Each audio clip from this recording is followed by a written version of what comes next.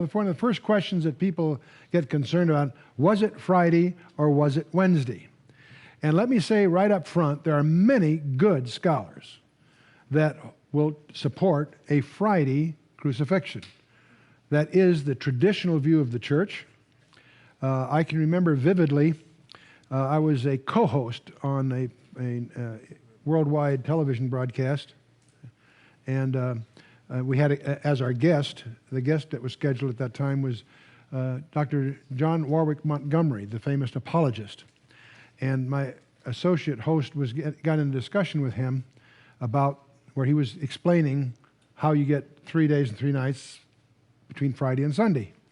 And John Warwick Montgomery, this very august apologist, was defending the Friday thing.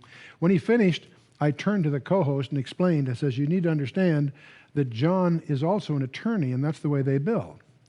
And Dr. Montgomery almost fell off the couch laughing because he knew I was pulling his leg. I knew a lot about him because he was such a close friend with Walter Martin, and Walter and I were very close. But indeed, eminent scholar, and he would defend a Friday. But they all try to argue various ways that a partial day counts as a day, and that's how they get the 3 days from Friday to. And I'm saying that because there are people that still, it's not just a church tradition, there are people that will try to support that. But there are 3 reasons why I don't think that is correct from the Scripture.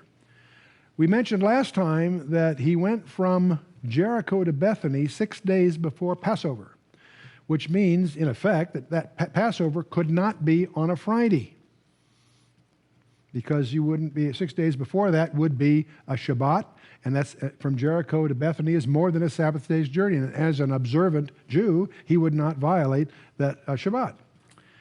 There's another verse, and that is the morning we call Easter morning, when the girls were going to the tomb with their spices and things. It says, after the Sabbaths were passed. Your English Bible may or may not notice this, but in the Greek it's very clear, it's plural.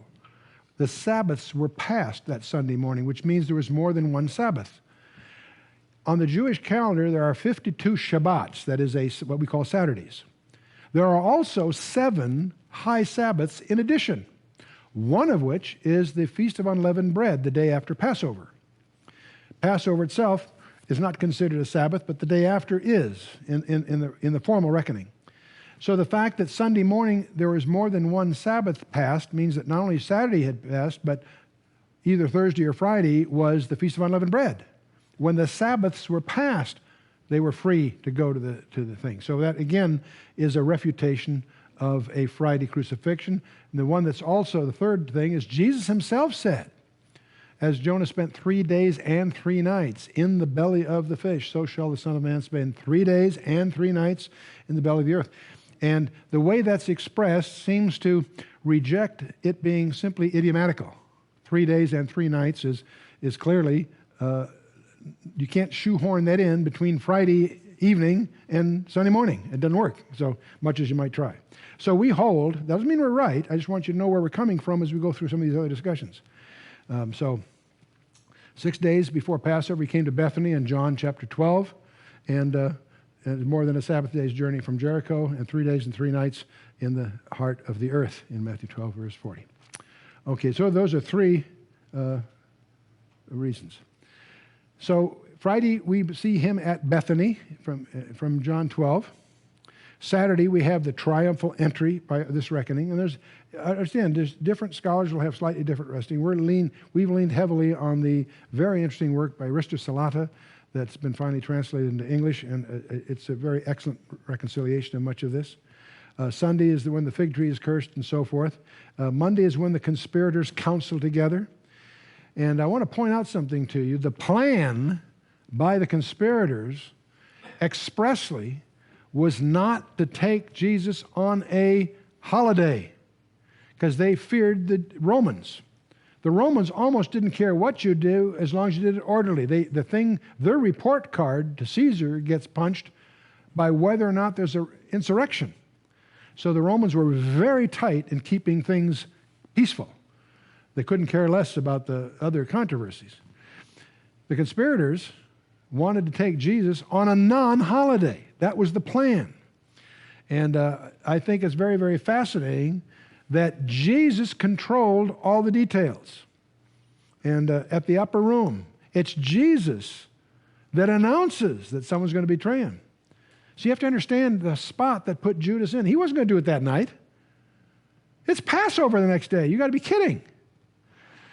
But Jesus announces that someone's going to be, who's going to betray him? The one that dips with me in the sop. He turns to Judas and says, what you do quickly. Who's calling the shots here? Jesus is. I think that's fascinating. Judas has to fish or cut bait. He's got to do it that night or the word's out. So he splits. He's got to find his co-conspirators. They've got to make arrangements. They've got to get an appointment with Pilate early in the morning. A whole bunch of things. That's why they're in Gethsemane so long. It took them that long to get their act together. Jesus is calling the shots, interestingly enough. And of course, we have the Last Supper, which is, and of course, the Passover lamb was between the evenings, and that's so it starts at the sundown. It goes to sundown the next day, and he'll be crucified before sundown the next day. And so there we have it. And it fascinates me that it is controlled by Jesus Christ. This chronology would support a Wednesday crucifixion, as we see, and when you put John 19 and Mark 15 and Luke 23 together, that seems to be the profile, if you will. And then, of course, we have the next day is the Feast of Unleavened Bread, as specified in Leviticus 23. And then Friday is when the women prepare the spices and so forth. And Saturday, they in rest. And it's after the Sabbaths were passed. In Matthew 28, verse 1 is a very key verse. Check it in the Greek. You'll discover it's plural. And that's important to get an insight here. And of course, Sunday morning, they discover he's risen. Now, there's some scholars that would argue that he actually was resurrected that night, obviously before sunrise. And that's splitting hairs in my view. The net of it is that clearly Sunday morning, the women discover, it's interesting, the women discover that he is risen. And the apostles learn about it subsequently. And we'll talk a little bit more about that in a minute. But that's a quick profile. It's one of the candidate reckonings of the final week, the so-called Passion Week of Jesus Christ. And